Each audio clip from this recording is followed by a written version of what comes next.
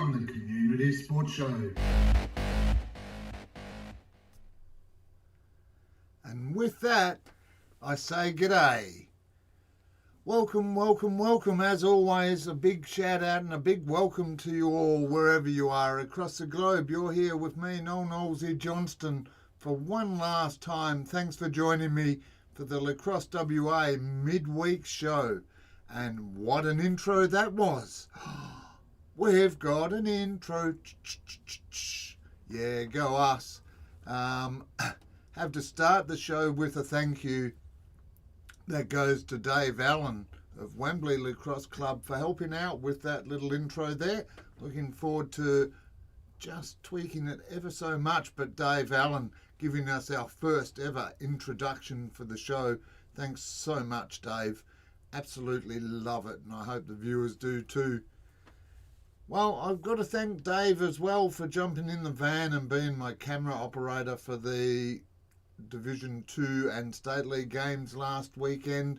Thanks very much, mate. Great to have a professional team on board, a group of people that know what they're doing, really make a difference, and you helped make a difference along with Nathan of Nathan's Event Hire, who now is scrolling across the bottom, and James Dugan, Jimmy Dugan the fifth, jumped in and did the commentary for the Division 2 and State League as well. Thanks very much, Jimmy.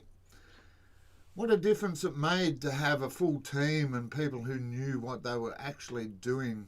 A dream come true for me, and it's certainly how we started the show and hoped that it would be. So that was a testament to how it should be and how it will be in the future. All right, speaking of how it will be, welcome to YouTube. This is our ongoing platform, and we've had plenty of positive feedback about it, so we're going to stick with that. And it's clearer, we can do a lot more with it, and we're looking forward to a bright future on YouTube as part of the Community Sports Show. Well, last weekend, James, Nathan and Dave all helped put on a absolutely cracking day of men's State League finals, and we'll have a look at those as we go through the show. We've got Hamish Mackay coming up in just a little while, the coach of the Alkimos Pirates. They took the Division 3 title. Then we'll have a look at the Division 2, and then we'll chat with East Fremantle league coach or State League coach Chris Rabbit Warren once again to catch up with how that all went for the club, and it went pretty well, I have to say. Went well for us from Darwin to Queensland and from Perth to Palm Beach. We were all over the globe, and that's what we're here for. Local sports, global audience.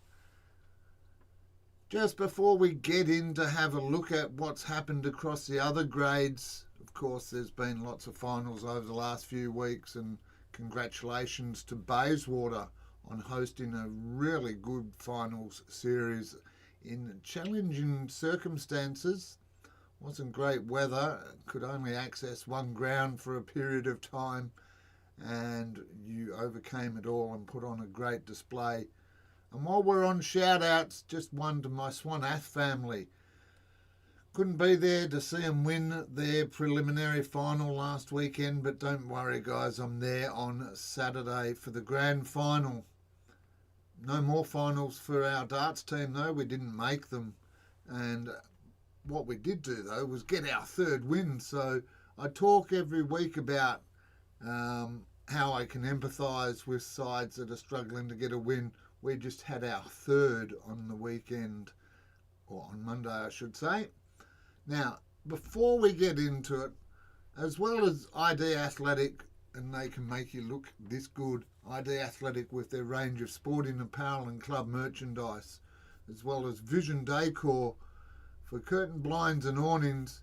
Tonight I'm going to do the show in honour of a mate, and we'll get that up. I can't say those letters on there, FKN, but FKN Horsey, we said goodbye to a good bloke and all-round legend of Swan View Football Club, Brad Hawes, today. So To all those that went up there, good to catch up with you. To the family and friends, you know, it's never good to catch up under difficult circumstances like that, but it was definitely great to see the love for the big man on display this afternoon.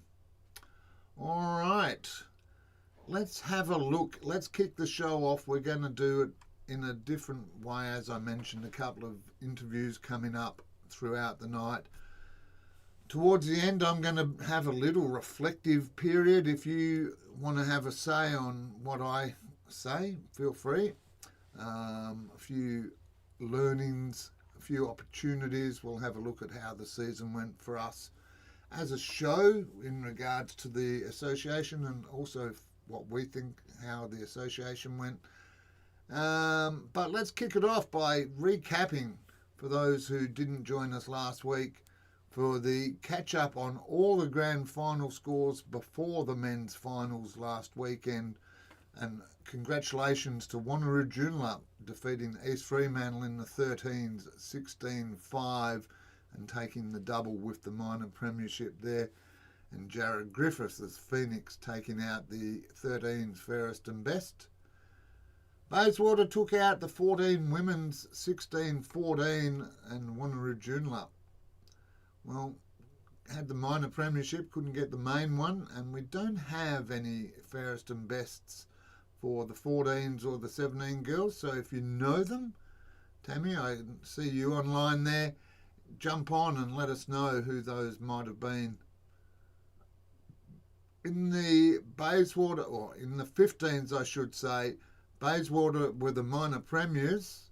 Will Frensham taking out the fairest and best from Bayswater for the association in the 15s, but they went down to Wembley 11-5 in the grand final there. While the 17 women for Bayswater also took out the minor premiership and the grand final, defeating Wembley 10 goals to 6 there. Just put my glasses on. While the 17 men's title, both the minor premiership and the grand final premiers title, goes to East Fremantle after they defeated Wanneroo Joondalup 16 goals to 8. Lockie Daniel of Wanneroo Joondalup getting the MVP for the association in the 17s. We'll have a look at the two women's competitions and then we'll take a quick break and get our first guest up onto the screen. In the women's division 2, well, Bayswater went into the grand final confident, but Wembley took it out 9 goals to 6. Olivia Hall getting the MVP on that occasion. And in the women's state league match, it was East Fremantle 14 goals, defeating Subiaco 10 and taking out the Coljack medal for the women's state league grand final. It was Posey O'Keefe getting the gong there. Congratulations, Posey. Congratulations to all the sides that A, got a minor premiership, but B, those that got the championship titles. Unlucky to Wanneroo Joondalup, Bayswater and Subiaco minor premiers, and then not able to quite follow that through. But that is sport, you know, and we'll have a look at that in more detail as we go through the night here on the Community Sports Show. So what we're going to do is just take a little break here, just a couple of minutes. We'll get our guest Hamish McKay on the line to have a chat about the Pirates and their Division 3 win last weekend against what can only be called a juggernaut all season. East Fremantle in control, minor premiers. We'll find out more about that in just a moment here on the Community Sports Show with me, Noel Knowlesy Johnston. Thanks to ID Athletic and Vision Decor. We'll be back in just a moment.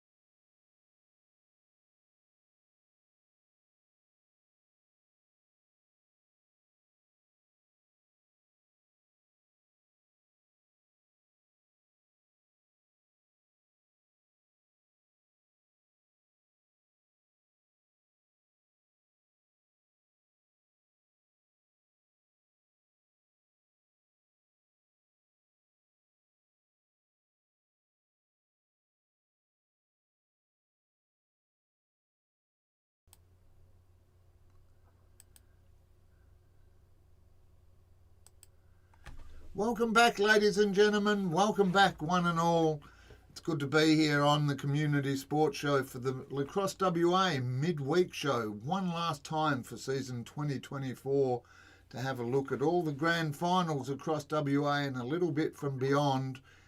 Thanks to ID Athletic and Vision Decor. You're here with me, Noel Knowlesy Johnston, and I'm pleased to be joined. You'll see him lurking down on the bottom right-hand side of the screen there. It is Hamish Hammer Mackay, or is it Mackay, the Alkimos Pirates coach. Welcome to the show, Hamish. Thanks, Knowlesy. Thanks for joining us. Cheers, man. Cheers. Now, you've had all those nervous pills, have you? Yeah, mate. This is a bit out of my comfort zone. Wow. Media, when you're a premiership coach, you've got to be used to being able to deal with the media. Yeah, maybe. Maybe. Well, look, let's find out a little bit more about you. There's a few Pirates fans jumping online now, giving big yays, as always, through the comments. If anyone out there has a question for Hamish or myself, feel free to drop them in the comments there. And if it's not going to throw him under the bus, I'll think about putting it on air. But for everyone at home, Hamish, we've been mates now for at least 2 days. Would you like to start by introducing yourself, letting people know who you are, what your role is, and how long you've been up there? My name's Hamish Mackay. People around Lacrosse commonly know me as Hammer. That was a nickname I picked up in my junior years, and some people still seem to think that I am good with my stick and can hit pretty hard. So that's how that came around. I'm currently the Vice President of Alkimos Lacrosse. I'm really happy to be in that spot. It's a fun position, and it also means that I get to pick and choose what I want to do, and usually I jump into spots at the club which need a bit of attention, and this time it was Division 3. Picked up the coaching role there, and I do some other things around the club, and I think it's been a fun season. It didn't start as well as we would have kind of hoped, but it ended up pretty good in the end. Well, we'll come to that in a moment because realistically, coming into this grand final, and I certainly got feedback online as we streamed it, a few people said, Knowlesy, we didn't come from 4th, we came from 5th. So you started outside of the final 4, just final week, got in there. Yep. And I'm aware of that, Harry, trying to work on that. But there's a comment said that you're very quiet. Let's see if I do that, if that'll make any difference. I'm all about learning and experimenting. That's what it's all about. But look, coming into the game, I think it's fair to say that you were the rank outsiders. East Fremantle undefeated, minor premiership. You've come in from 4th or 5th place. You've had to fight your way through. Really, your defence was solid. Your forwards contained and controlled the ball well. What was the mindset going into the game before the game started? Just as we have done since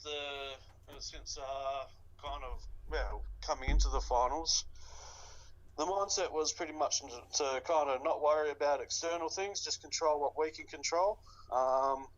Obviously, when you're up against a team like Freo, you really can't make mistakes. They'll punish you on the scoreboard. And, at the end of the day, let's just look after us. Our D was solid, but they weren't throwing silly checks, so there was less fouls.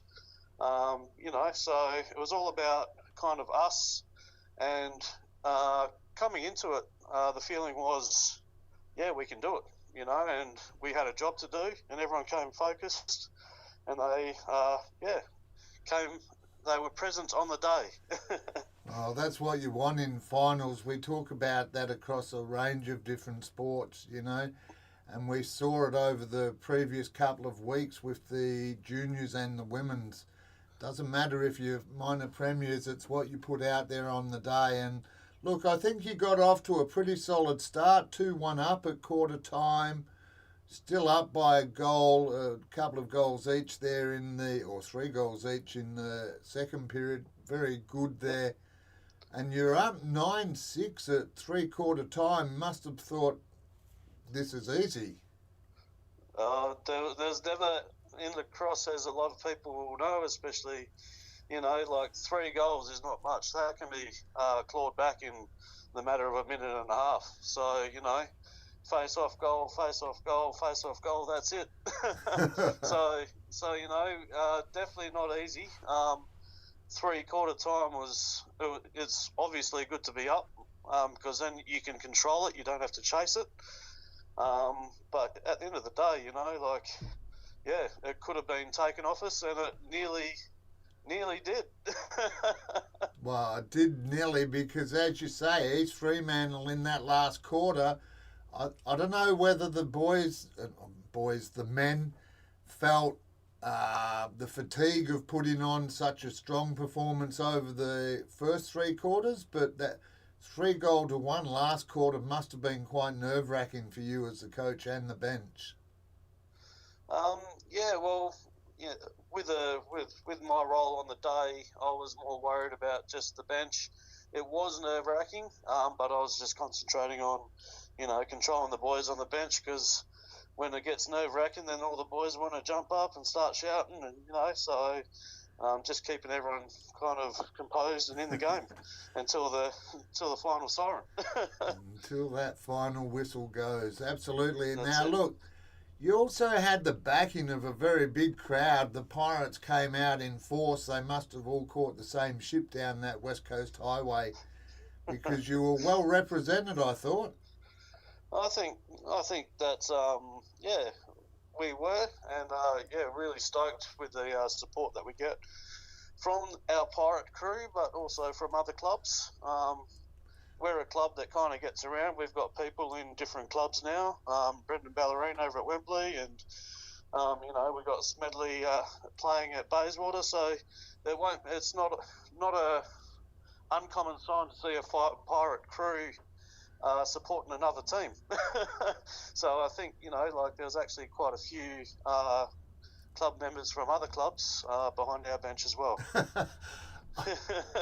I think that's a fair statement there, Hamish, because the reality is, certainly out on the ground before the game, there was a lot of "we're behind the Pirates" from across a number of clubs. So East Fremantle were up against it, and they felt the full force of the Pirate fury. That's it, mate. Now, on the day, we saw Brad Smith bag a couple. We had Tyler James. I'll mention him again in a little while because he's leaving, but a good performance by Tyler with 4, Brad and Josh Koss with 2 each, then Chris Ford and Hector Kinnick with 1, but Brad Smith in his... Now, there are rumours out there that this was his final game. Is that how he presented it? I won't speak for Brad. I think with this result this year, I think there might be another year in him. Now, whether he commits to a season or not, that's another story. But I think he's keen to keep playing in some shape or form. But yeah, we'll just leave that to Brad and see where he ends up next year. Well, if he does come back, I'm going to call him John Farnham. But he capped out a really good season, taking out the MVP. That's fantastic on such a big day. Definitely. Now, of course, you have to play an opposition, and East Fremantle, as we say, we called them a juggernaut repeatedly throughout the season. They were well serviced, but a number of their forwards really quite quiet. Sean Kennedy and Luke Groupveld only had 1. Tim Lorien and Wayne Curran with 2.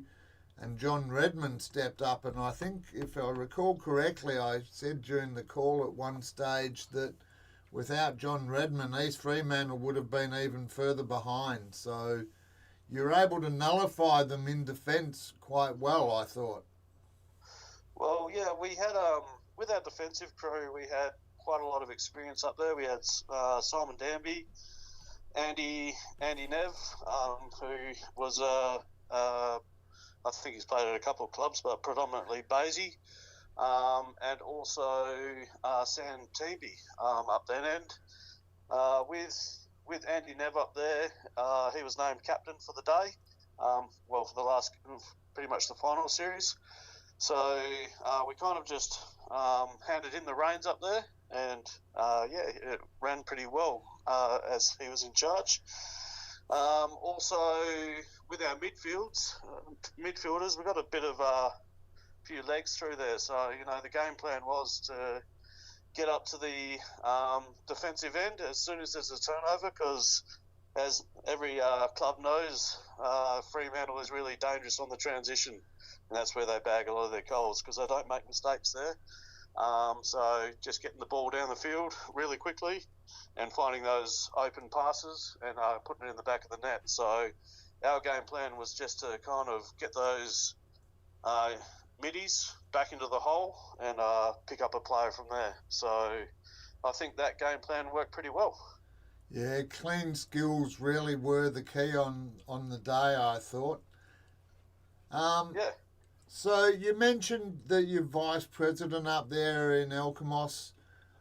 It's been an interesting season for the club. Your juniors are going pretty well. You've got good numbers from what I understand. The women are still relatively competitive. What's the vibe like as a club as a whole? Mate, I wouldn't want to be anywhere else. Our club has an amazing vibe around it.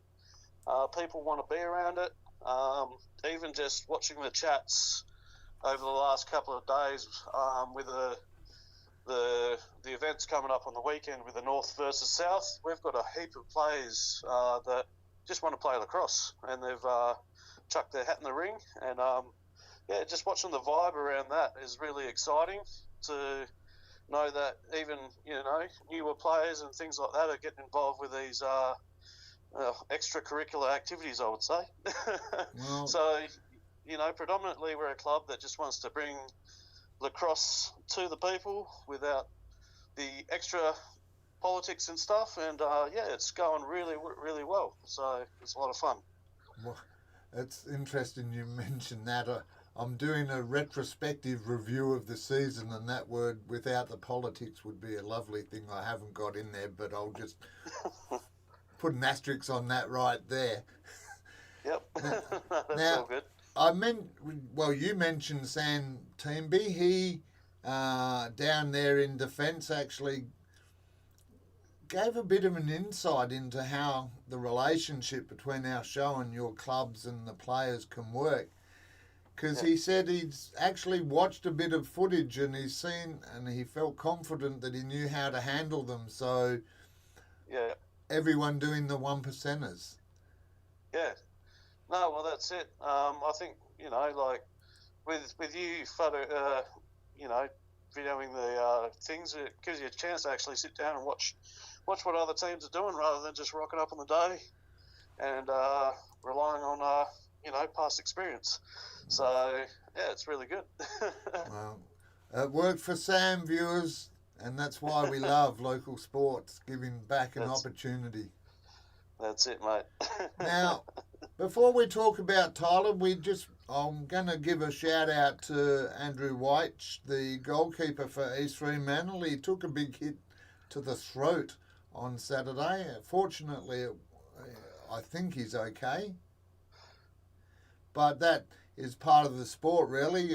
That clunk resonated through the mics on the day. That was a big hit. So just wishing Sconey a quick recovery. I'm sure he would have well lubricated that over the weekend to recover. But he's a big fan of the show. Just like Tyler James and Luke Thomas are. They came in and grabbed a photo with me after, but Tyler's actually demonstrating where lacrosse can take people. He's going over to Canada for a while. Has he told you? He has told me. I should have checked first. No, I don't know the details, to be honest. But yeah, I know that he's leaving for Canada. And yeah, he's going to have a good time over there working and playing lacrosse, I believe. So that'll be good for him. Yeah, and a good young man. He, as we mentioned, 4 goals, really was up and about on Saturday. So an opportunity for anyone out there in the northern suburbs if you want to be the next Tyler James. Lacrosse or Alkimos are looking for more players. Definitely. Always looking for new players. Always, he says. People that know me just nodding their head at the moment. Well, that's, mate, it's the reality of the sport, though, isn't it? You know? Yeah, we've seen across the juniors, I mentioned that before, with your club doing quite well. We've seen a number of clubs struggle to attract juniors, so I think it stands you in good stead in the future, the way you work in that angle. Yeah, well, it's not about what you can't do, it's about what you can do. And as long as you're active, you know, it might start slowly, but it'll build. So that's what it's all about. Yeah, absolutely. Now, before we let you go, Hamish, and I'm calling you Hamish, but as you said, everyone knows you as Hammer.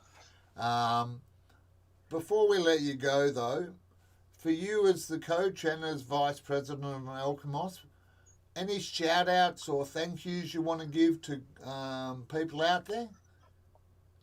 There is. You put me on the spot. There's way too many people. Oh, well, you can't. Let me just say to you here, if you list every sponsor by name, I get $50 off them, whether they know that or not. So it's easier just to do it collectively, but no sponsors. But athletic. I mean, Tamara has stepped up into the a big smile there. But Tamara, she's done well up there as president this year. Yeah, mate. Yeah, pretty much. Tam, the whole committee, I think that's been one of the strengths of the club. Our committee, we want to be there. We're moving mountains. So, and we're getting results. So, you know, at the end of the day, if that, you know, we're there to grow the sport in the northern suburbs, and that's what we're doing, and we're having a good time along the way. So the committee definitely. Our women's team, they're competing really well. Just love watching them grow, watching them smile and having a good time. And yeah, all our juniors just love being around that space and seeing the kids smile and getting the sticks in their hands. But on top of that, you know, the men at the Division 3, it's been really good to see. And I believe that this result came about just because everyone wanted to be there. The group just gelled in the last, you can see it in the last 5-6 weeks. Everything just came together, and we all had a good time with it, and we all had that feeling that we could do it since that moment that we got into the final. So just coming off the back of that, it's just really great to be part of a group of men who got a job done. It's all about getting the job done. And Harry Nutter's online says, great win, Hammer, well done, with a big love heart there from Harry, and hopefully he can hear you now. That's it. Thanks, mate. Now, Yep. Everyone, as you say, I've got one last question, and we spoke about it yesterday while we were prepping, and I'm going to finish with it because you mentioned the Division 3 side got the job done. Yeah. My job is to be that person out there, the fly in the ointment, the person asking the questions. And I hear it all the time, or not all the time, but semi-regularly, about Alkimos pushing up through the grades. Is that something on the club's horizon, or are you looking just to settle in D3? Well, to be honest with you, when people say that, I say why. You know, I look at a D2 side, and I I think about what that's about. That should be, your Colts, your people pushing for state league. We've probably got, I think, 3 people in the right sort of age group with the right sort of mindset. Looking at doing that, so your Luke Thomas, your Tylers, your Hectors. But apart from that, we're all 35 plus. We all just want to play on the weekend. Half of us are FIFO, and the rest of it relies on the older boys, your experience with Brad Smith, your Andy Nev, your Simon Danby. So I don't know where we pull the two aside from that, if you know what I mean. And it's about being competitive as well, well, without dominating necessarily, because... Well, when you look at it, Nolsey, like even this year, we weren't competitive up until kind of a week the last before little the bit. finals, yeah. So, I don't know where that 2 side would come from. We're in and we're out. We've got a bunch of guys at work one week. Luckily, all of them do 8 and 6 or something, so they're all back every second week. So that works out. I think they've arranged their rosters so it works that half of them are here and half of them aren't. But then also, if you look at the club as itself, our goal is to grow lacrosse in the Northern Corridor. Yeah. How do we do that if there's nowhere? Division 3 is the entry level. So if we're pushing up into those upper grades, then where will we put the new guys? No, I'm not disagreeing or agreeing here, Hammer. Just asking the cheeky questions. No. But it makes sense, as you say, and yeah, that's I've seen it in different sports. Clubs and teams get pushed up into a level they probably really shouldn't be. They struggle to get a win. They then lose the ones they've actually got there because they're not enjoying it. So it's a tough call. Yeah. Well, what my goal is to grow. We've blooded 5 or 6 new guys this year. That's really cool. And what I want to do over the next couple of years is grow that group of kind of newer guys, and then as that grows, then how we split it is we go who wants to be competitive and who wants to cruise. So that's the ultimate goal. All right, well, something to work towards, and I think this D3 GF win will certainly, hopefully, at least attract the attention of your local press up there. Definitely. And get some recognition because it's well deserved. I don't get up there very often, but it's always a good time when I do go up there and I'm warmly received. So thank you to all the Pirates for your support across this season. Well, thank you, Nosey. You do a great job with your show.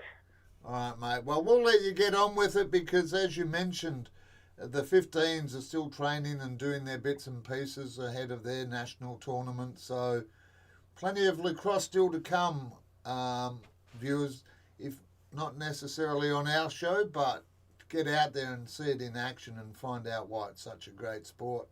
Hamish, anyone, last chance? Anyone you're going to say goodbye to or hello to?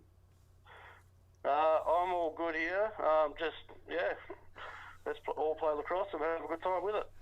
Well, wise words indeed from Hamish Hammer Mackay. Now, actually, I should check. Is it Mackay or Mackay? It's Mackay, mate. I've seen porridge. I double checking. That's why I thought it's about Mackay, but it's the other way. Mackay. Well, I know that's the commentator's trouble. You see names, you say them as they sound, and people go, "It's Smythe, not Smith." That's it, mate. No names, no pack drills. But look, thanks very much for joining us, mate. Congratulations on a great season for the Pirates and in particular for the D3 men taking out the GF. Well done. Yeah, thanks, Nosey. And we'll see you next year. Yep, indeed. Take care. Awesome. Cheers, mate. See ya.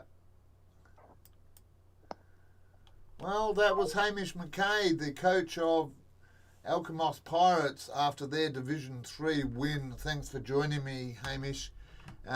Good insight there, and it's a question I'm not joking. I get asked it all the time. Why shouldn't they play D2 or State League? Well, we heard the answer to that, and hopefully that puts that issue to bed, at least for the time being. Don't go to bed yet, though, because we've got plenty to come yet. We're about to have a look at D2 and then have another quick break before we get the coach of East Fremantle, Chris Rabbit Warren, back on the phone. Let's have a look at Division 2 first, though.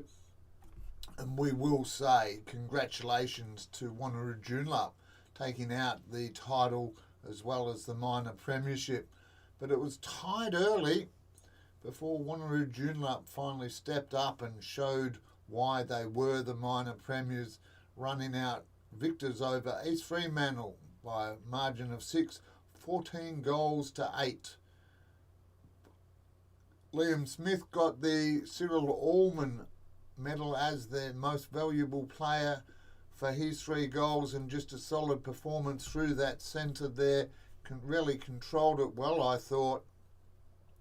Ben Jones, he was kept relatively quiet for Jonesy. He still got 2 on the day, and that takes him to a total of 52 to take out the Division 2 goal scoring award there. Congratulations, Ben. While Graham Duffy, Cam Mulcahy, and Stewie Walker also had 2 each. Dylan Hoyne, Salvatore Cocci, and Rowan Panton all snagged 2 there. Wrong Panton Olsey, that's Rowan. They all snagged 1. Congratulations, fellas. And for East Fremantle, they were well served by a few players there. Callum Thomas, John Bronkhurst and Matt Devoy all getting 2, while Tristan Jensen, Lockie Wills had singles, and they were well serviced. Again, we heard from Hamish talking about the developing players. We mentioned it through the broadcast with James. He certainly noticed that Finn Everell and Tyler Sprunt were all over the place and solid for East Fremantle, as was the wall they call Chris Thompson. Well, before we finish Division 2, we're just going to do a shout out and send our love to the Wills family. As I hold this up, it'll mean something to some people out there, and hopefully it just reassures the Wills family that they are being thought of at the moment, and we send our love to you all. All right, very quickly, before we have a break and get Chris Warren on the phone, let's go further east than Victoria. Let's cross the channel and hit New Zealand, because New Zealand, well, they're growing as a sporting nation with lacrosse, and it's, I have to say, I'm impartial, but the way they get into the school systems and they have high school programs, something to learn from there. But congratulations to the Waikato Lacrosse Boys High School champions for 2024. It is the Hamilton Boys High. Runners up, Morrinsville Morrinsville College, I should say. Cambridge High took out 3rd. Well, and this name is one I did have a crack at. Te Awanatu College came 4th, and St Peter's of Cambridge came 5th. And the MVPs in those matches, Liam Mays, Daniel Hughes, congratulations to you. For Morrinsville, it was the vice-captain, Alex Harris, getting the award. And for Hamilton Bay, both Edison Ormby and Sam Marcroft getting the gongs. And no St Peter's info, sorry, can't tell you if we don't know. What we do know, though, is that you'll get great deals and a great range of products at our fabulous sponsors. ID Athletic, you can look this good with a range of sporting apparel and club merchandise through ID Athletic. Let them help build your club's identity. And Vision Decor, as they scroll across the bottom there, Vision Decor, curtains, blinds, awnings, even hybrid floorings. Talk to them about their great range of great products, all made in WA at great prices because they're great people. We also have the support, as always, of Barna Construction. If you want it built big, build it with Barna Construction anywhere across WA. Barna Construction, proudly Indigenous and servicing the state. Ashby Farrell White Arch for your real estate needs. Let them help you make your move into the property market. And our newest and certainly one of our most influential sponsors in a non-monetary sense, it is Nathan of Nathan's Event Hire. For all your party audio and visual needs, Nathan's Event Hire can get your party rocking. Well, I'm going to take a break and get Chris Warren on the phone. We'll be back in just a moment here on the Community Sports Show with me, Noel Knowlesy Johnston, coming to you live from the Community Sports Show studio. We'll be back in just a moment.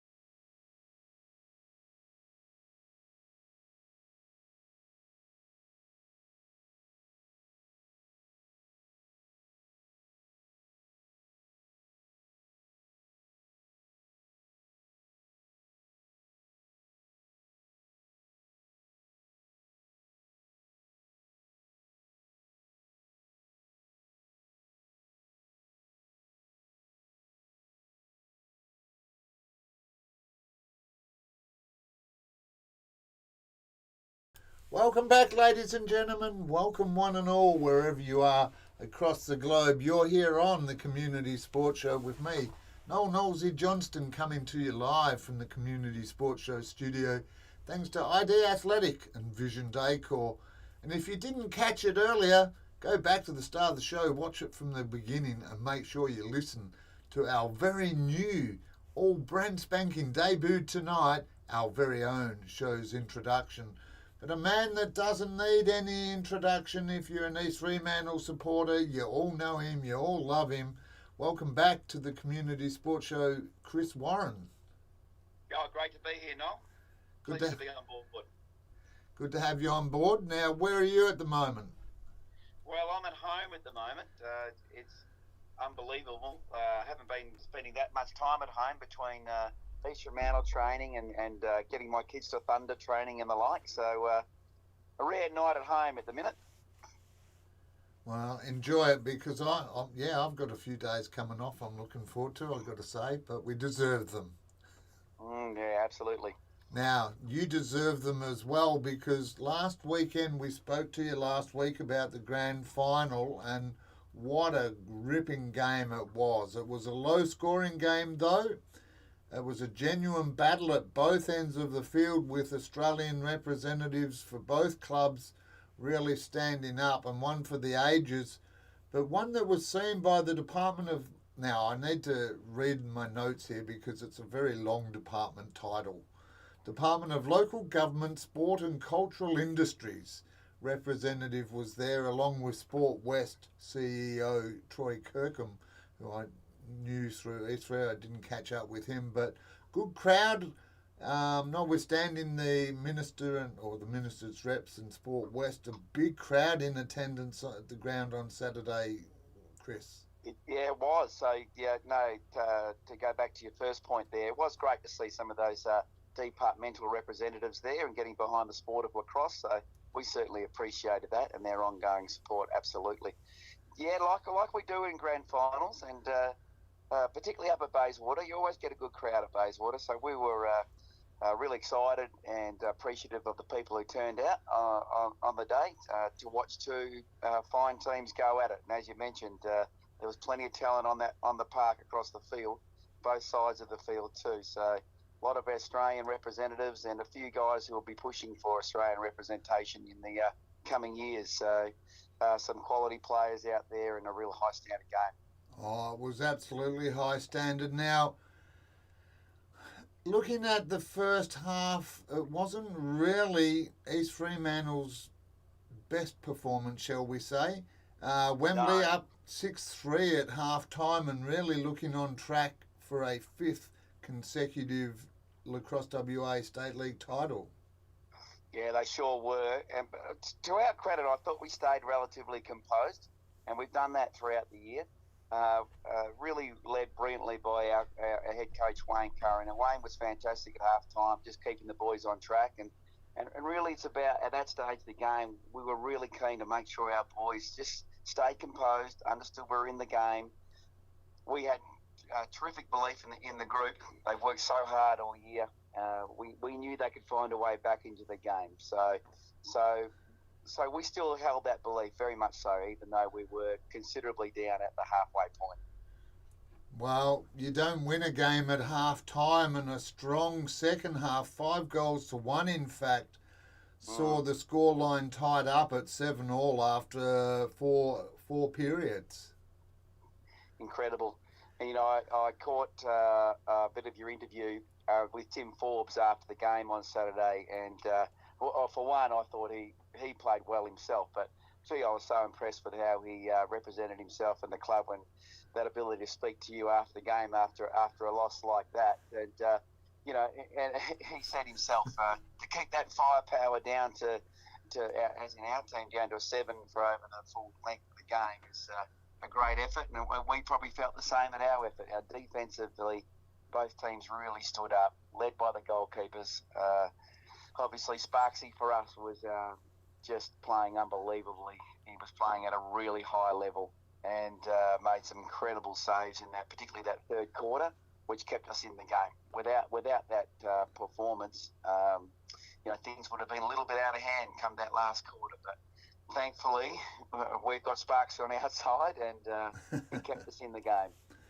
Well, two-time Australian goalkeeper, he really was on fire, and both ends, and I referenced this before with Hamish, really both ends really doing their job. And you mentioned Tim, and I want to thank Tim for his time. You could feel the hurt in his voice, but also the pride in what he and his defence had done to limit what is really quite a strong, on its day, East Fremantle attack.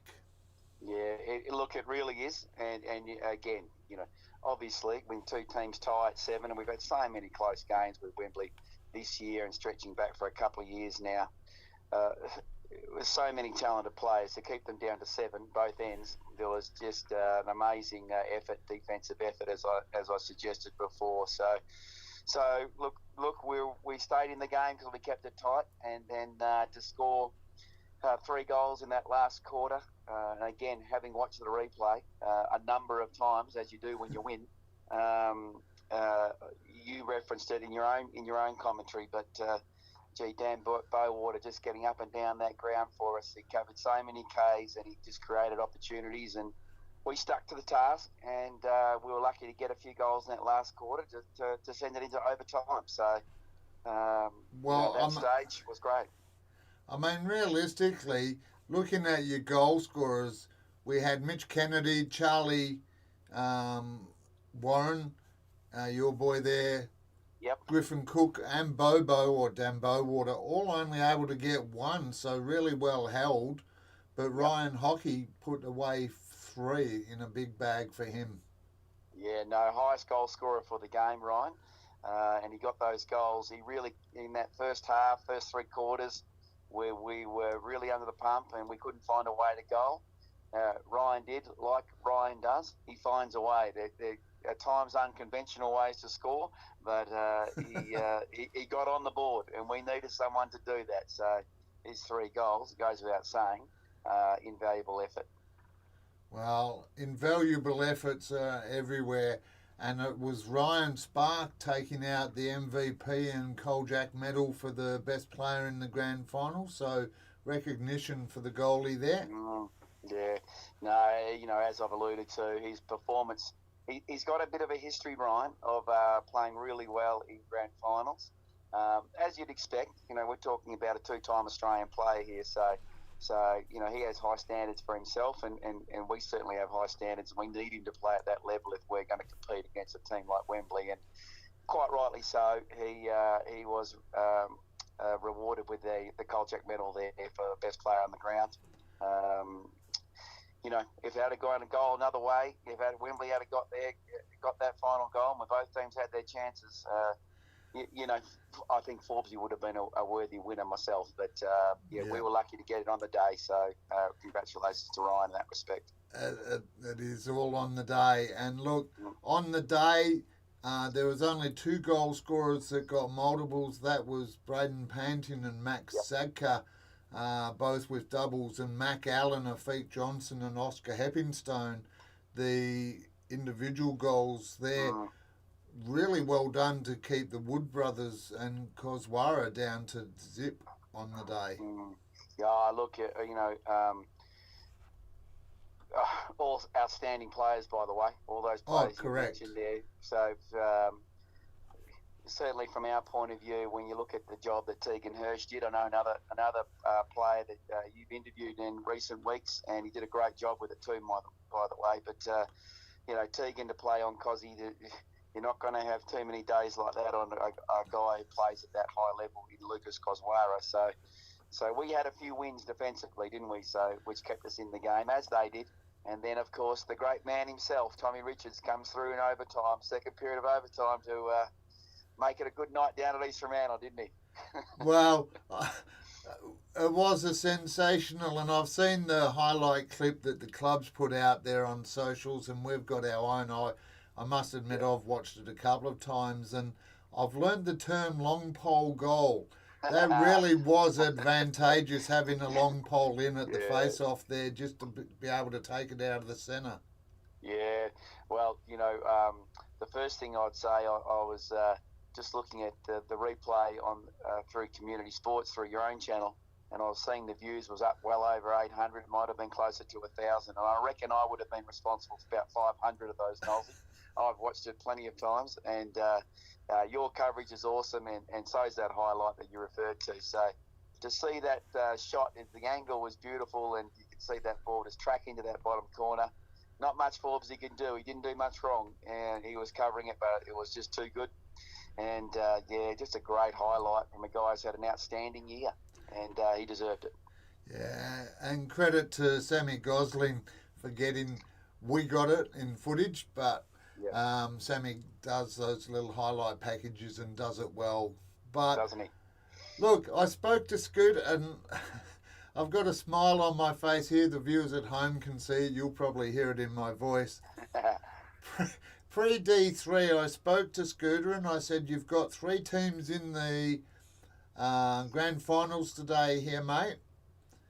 What, as a president, are you expecting to take home tonight? And he said, we'd like to have 3, but I'll take 1. He almost, until that second overtime period, was going to get none. So what was the vibe like down at the club? Bit of mixed feelings? Oh, look, I think it'd be fair to say we've had our fair share over the years, particularly the recent years, of being quite successful at Division 2 level and Division 3 level. And it's never quite the same unless the big boys get the job done. So it's been 7 years since we've won State League Premiership in men's. Obviously, our women have been really strong for a number of years.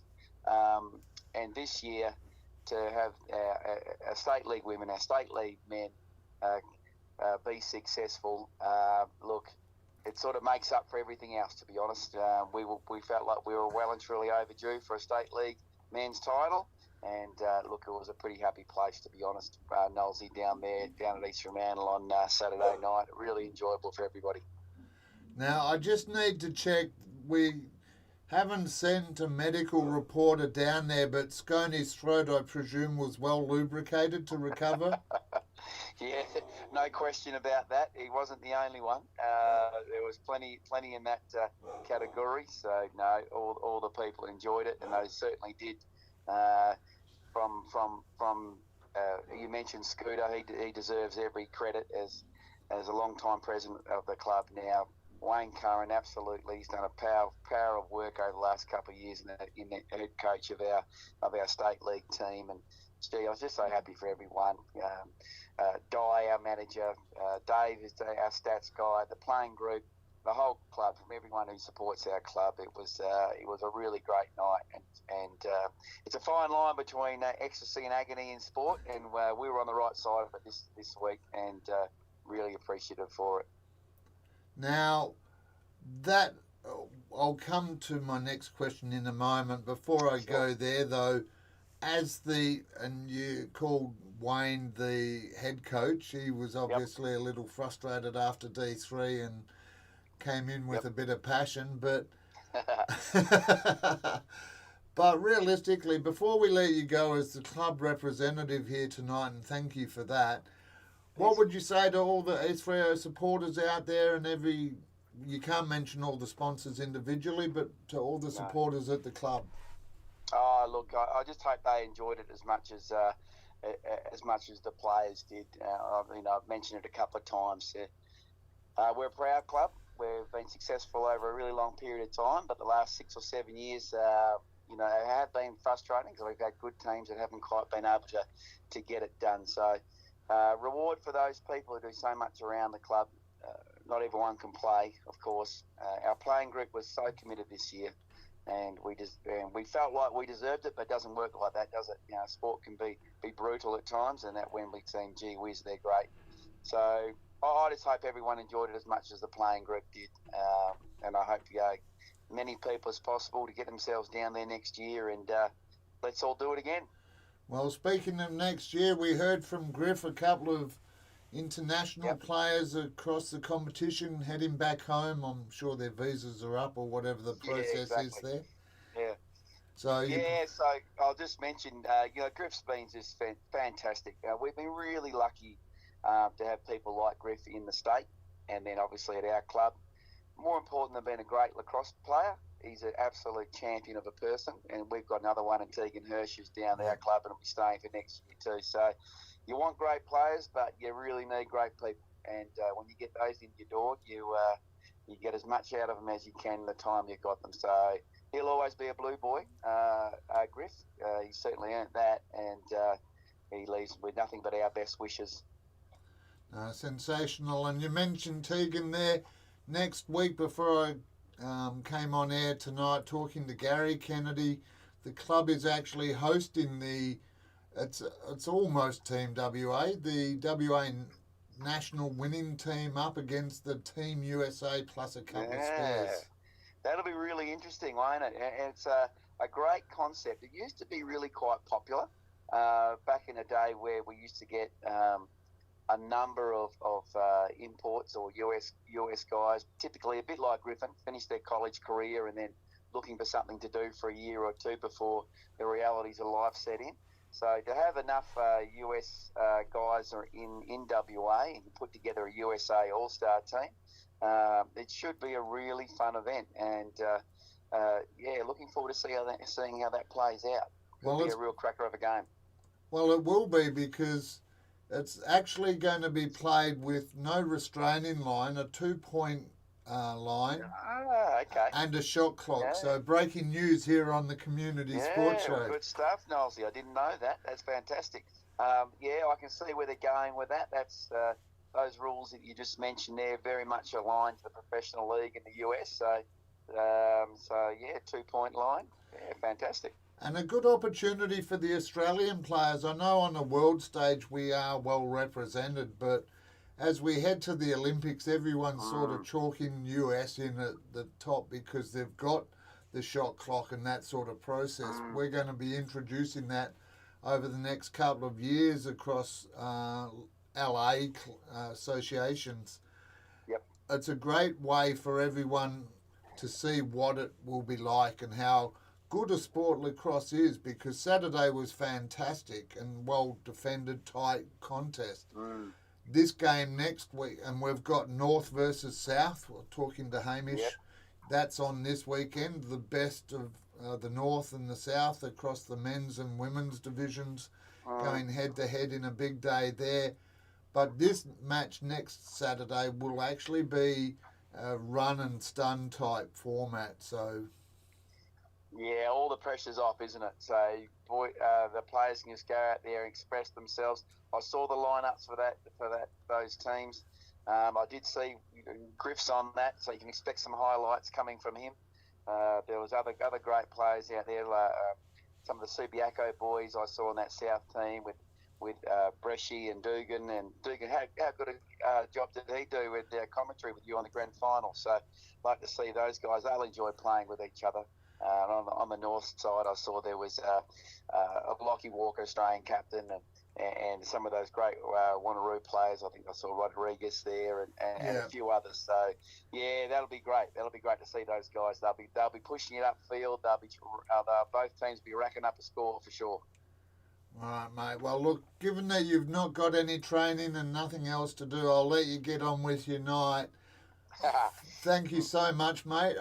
Hopefully we'll catch up with you next Saturday down at East Fremantle if you're there. Yeah, any time. And I know I said it last week, Nolsey, and I was just wrapped here. Tim Forbes also mentioned it, but I really appreciate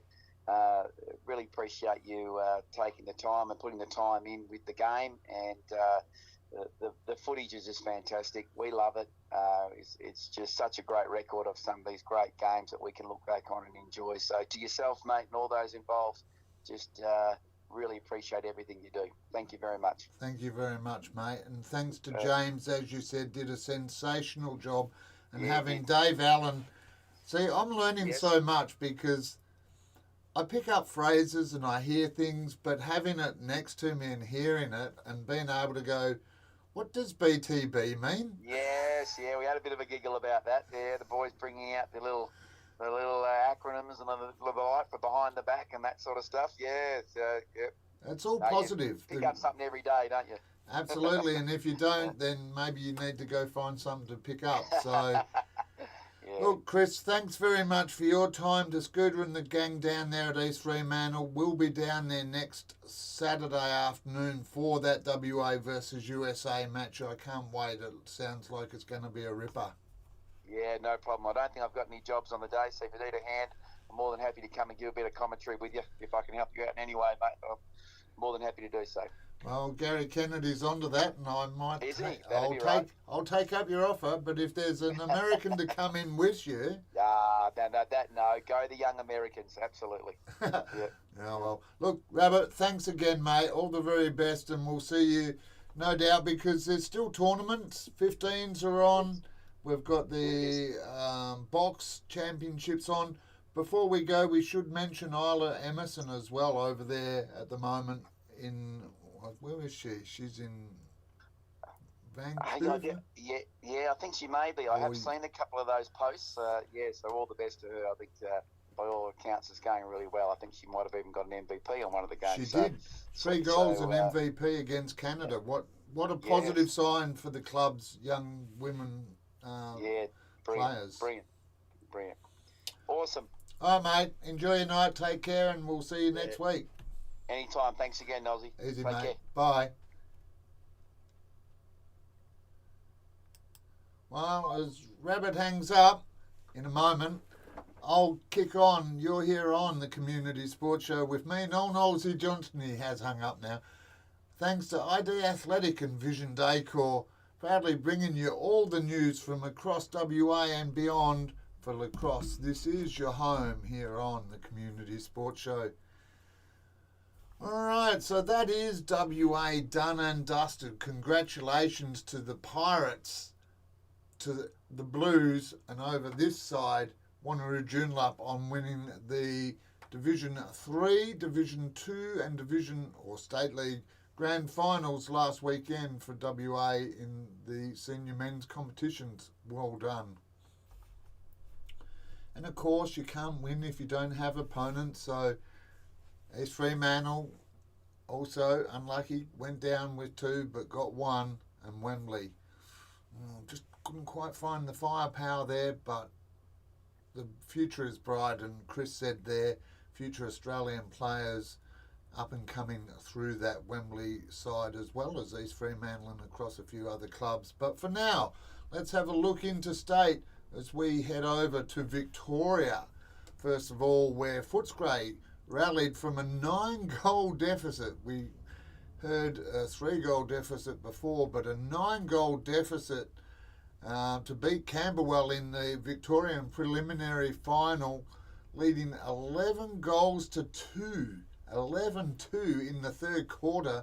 Camberwell looking all but home and hosed and ready for the big dance before the Bulldogs went on a 13-goal to 3 run in a absolute race to the final whistle. And what can we say? It was just a big day out. Emmett Barger was huge for Footscray with 7 points. That is 5 goals and 2 assists. And here's another phrase I have to learn, Chris: down the stretch. I don't know if that's down the middle or not. With Joel Eason and Eddie Mazzari both contributing 4 goals each for the Wells, but it wasn't enough and they went down. So this weekend in Victoria, the men's grand final sees in the reserves Williamstown taking on Malvern. That game at 12:45 being played at Angliss Reserve there. And then the State League men's grand final in Victoria sees old rivals Williamstown up against Footscray at 3 o'clock. Not sure if it'll be streamed, but keep an eye out. If we see a stream connection, we'll share that with you. That's the State League and the State League reserves, but in the grand final results last weekend from PJ Lynch Fields last week, we saw the Men's Championship League. Well, we had a close one here, and they had a close one in the Championship League in Victoria as well. Brunswick getting up over MCC 9 goals to 8. And again, the scores all tied up at full time, 8 goals apiece there. It wasn't a double overtime, it was a triple overtime in Victoria. And the winning goal was scored for Brunswick by Captain Fantastic. Now, here's where I have to practice. Harry Potoknik with his only goal of the game, saving the best for last, the skipper there, and Captain Fantastic doing the job for Brunswick. But a couple of mentions here. Thanks to Cole Bros for the heads up. 2 former WA players taking part in the Brunswick side as well last week. Tom Barrett, ex-Wanneroo Joondalup, he had 2, and Tyler Redmond of East Fremantle had 1 for Brunswick. So thanks for the heads up there, Cole. That is exactly what this show is about. Let us know and we can share the stories to the globe. In the reserves, MCC got up in a big win over Altona, 18 goals to 7. In the under-18 boys, it was Williamstown 18 defeating Malvern 1. That one a bit of a touch-up there. And in the under-14 girls, I've seen some scores across Lacrosse Victoria's socials. Footscray beating Newport in a nail-biter there, getting the win, 8 goals to 7. Now, let's look at South Australia, then we'll have a look at Australia, and then we'll have a brief look at the season review. South Australia, ALN, I love the work that Tim and the gang do at ALN, and it does, with a cheeky smile on my face, give me a small sense of joy to see comments on their streams going, it's cut out, it's not working. You have my sympathy there, guys. I know only too well the joys of IT, but ALN have streamed these games, so please check their page for videos of what they can put out there. In the women's last Wednesday night, Woodville too strong for Burnside, getting up 13-6 to knock Burnside out. In the qualifying final, Brighton strong winners over Glenelg, 11 goals to 4. Brighton straight through to the grand final. Prelim, well, they played that on Saturday. So last Wednesday they had the semis. Saturday they had the prelim, and it was Woodville up against Glenelg, and Woodville taking out the title, taking out the win there, 7 goals to 6. So Glenelg from second place are now out. Woodville from third place will be playing first place. Brighton. So tough job there for Woodville this weekend, and I actually have that on my next line. That grand final being played at East Torrens Paynham, ETP Lacrosse Club there. And in the men's competition, well, I don't know a lot. I've asked Glenelg for some scorers' information, but going by the Glenelg Lacrosse Club page, Glenelg took out the semi-final there, or prelim final, 8 goals to 7. Okay, that's Australia done. Almost. We spoke about the WA versus Team USA match next weekend that we'll be broadcasting. That's in the format of a competition that's going to take place in November. The Major League Sixers, and the announcements of the coaches were made during the week, and WA very proud, should be very proud. 7 of the 10 teams have WA coach involvement, and we'll just run through them for the Melbourne side. Megan Shanks and Lynn Arscott, the coaches there. For Melbourne, the men, it's Glenn Morley of Bayswater and Stephen Mortimer. In Adelaide, or for Team Adelaide, it's Stacey Morlang with Caitlin Ryan of Wembley in the coaching role there.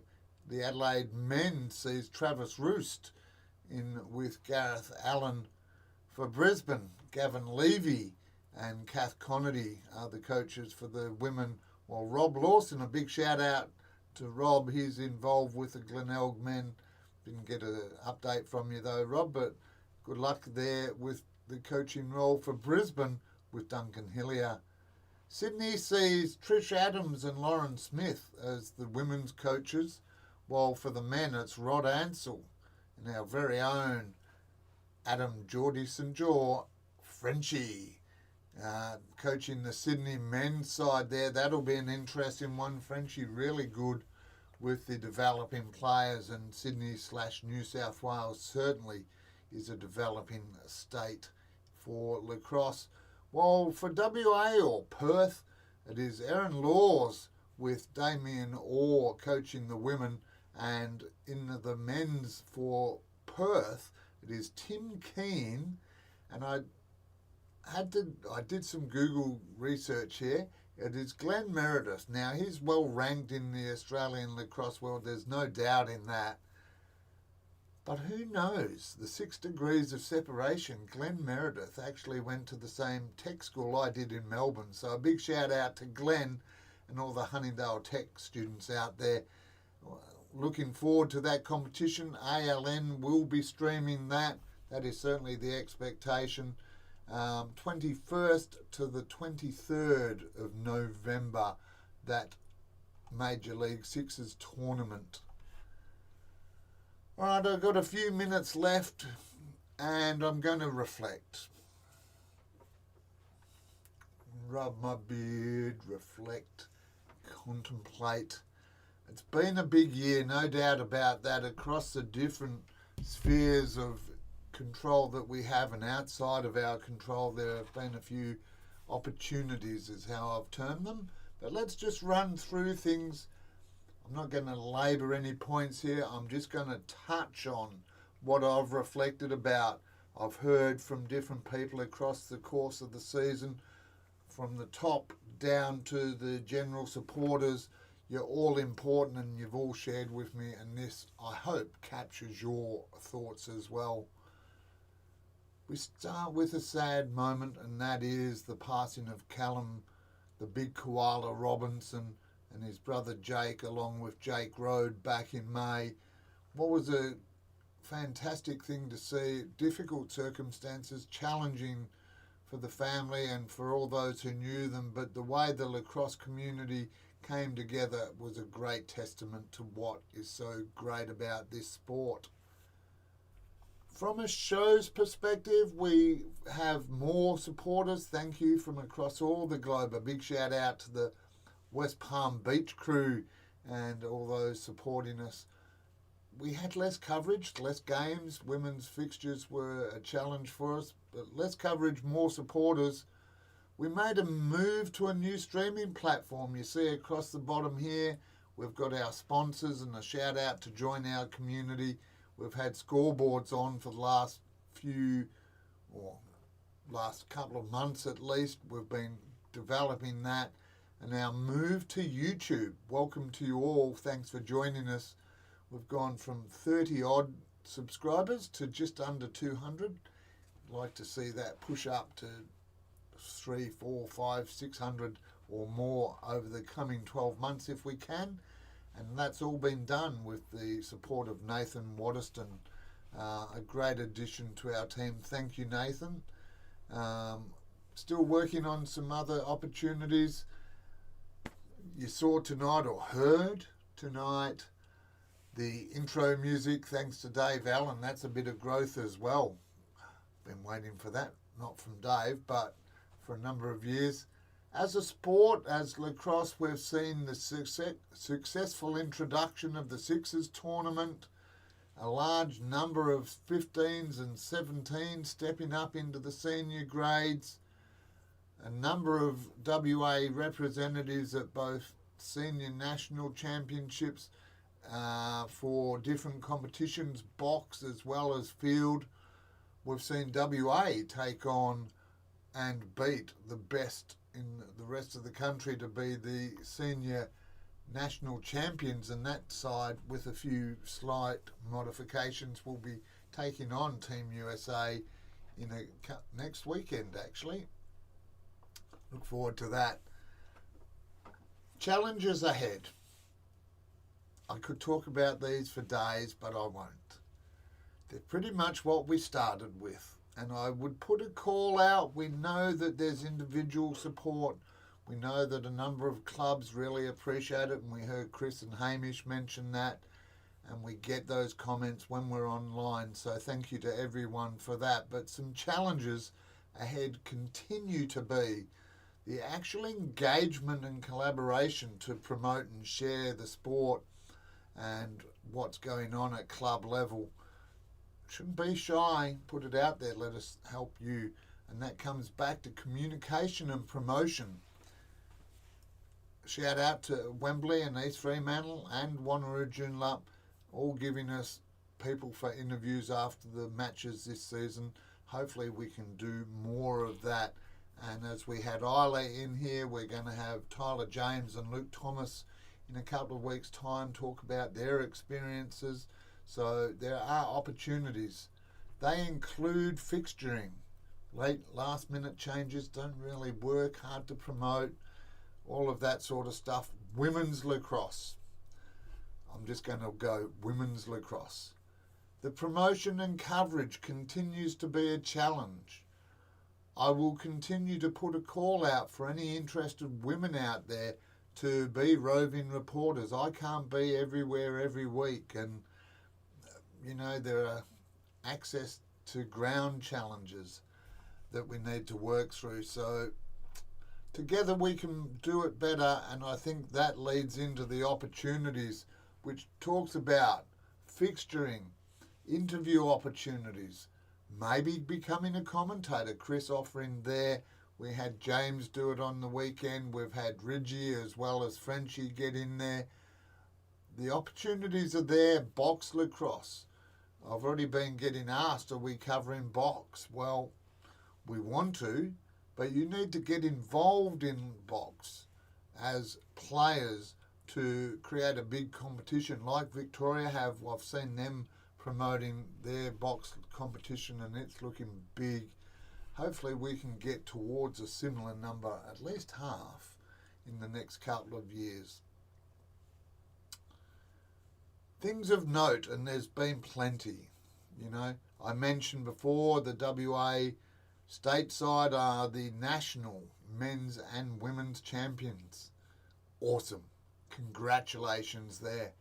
We've seen a widespread of West Australian representation at the Australian level as well in all formats. So the sport is going well. That is fantastic. We just need to get it out there and put those stories to a non-lacrosse community and get them involved in this fabulous sport of ours. And I say ours because I'm a convert. I'm at a footy grand final on Saturday, but I tell you what, as Chris said, that game of lacrosse, a great testament to the sport. We've caught up with and seen a lot of international players over this season, some staying, some going. A few that we've met: Ferdy, Matt, Elise, Griffin, Alex Bresci, Tegan Hirsch, James Dugan, Alex the Reef Hobbs, Alex Beef Holiday, as well as Guari Reyes, the keeper for Bayswater. Lizzie Lynch and Sam Garasi came over mid-season to join East Fremantle, and Mac Allen at Wembley also making himself known and being a part of the show. Thanks very much to all of you there.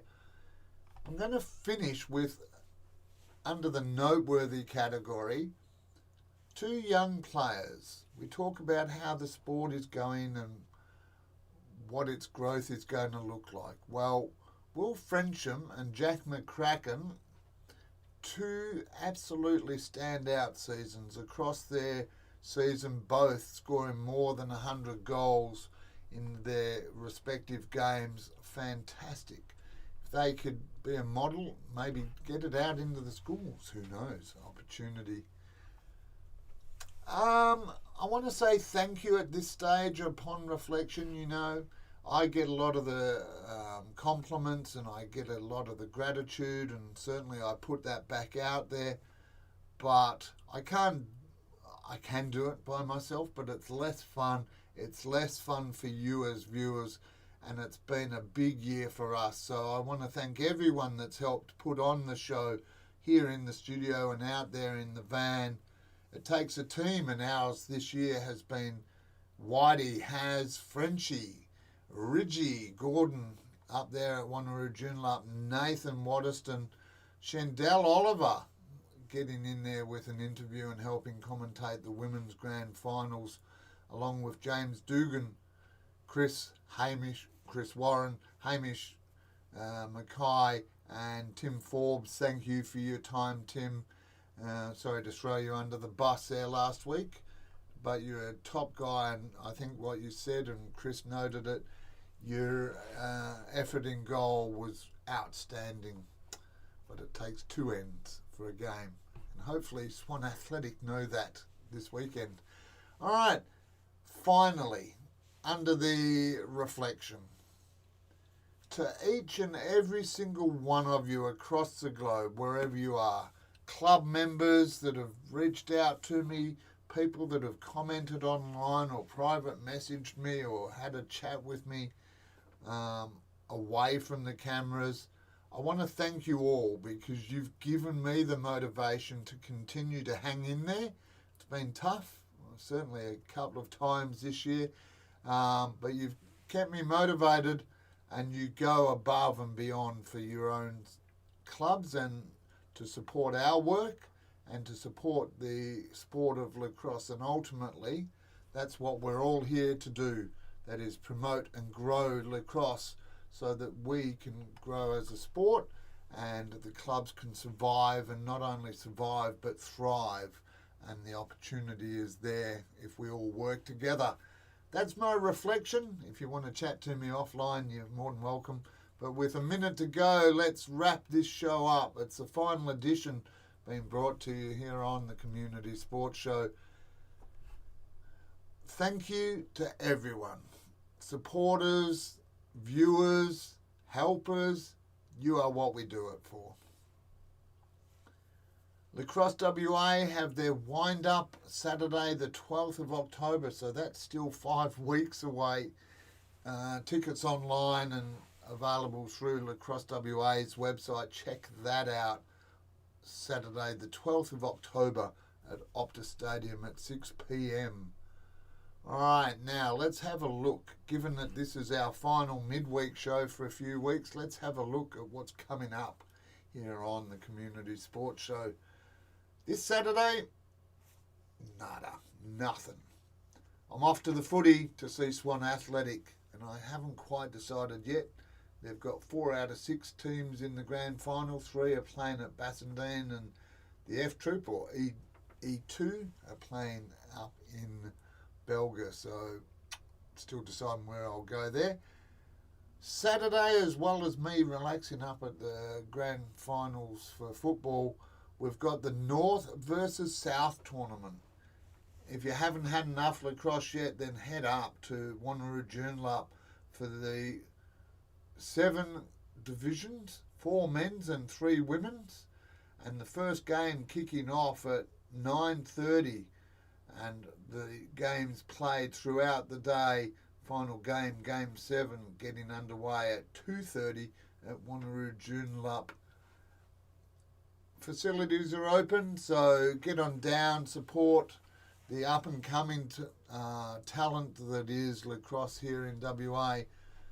Sunday this weekend, I'm up in Mundaring. We have the Hills Football Association preliminary final today.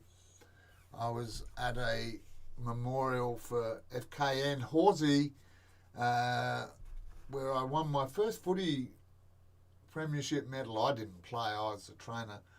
At Swanview, they take on Chidlow this weekend to see who will go into the grand final against Pickering Brook. Next Saturday, no midweek show next week. Next Saturday, the 14th of September, I should say. It is the WA All-Stars versus Team USA Plus. Now, unnamed sources suggest that Tegan Hirsch might be coordinating Team USA, and that there might be a few non-WA players, a few non-American players in that team as well. But with the West Australian team as the majority of the national championship team, other than those going away for box, it's going to be a ripper. Adam Geordie St. George Frenchie is coaching Team WA. Tegan Hirsch has Team USA 2-point line, so it's a bit like the Super Netball. You've got the outside scoring range as well now.